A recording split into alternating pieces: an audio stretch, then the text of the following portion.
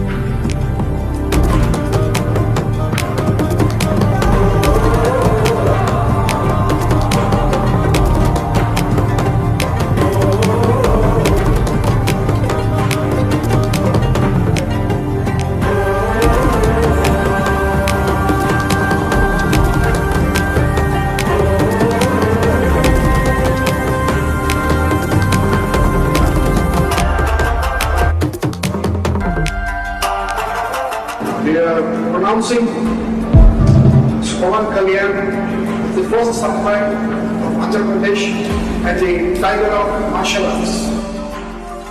Golden dragon సంస్థ నుంచి tiger of martial arts అనే బిరుదును అందిస్తూ ఆయన్ని ప్రకటించారు. As an honor for him, he is the first person in India being presented this.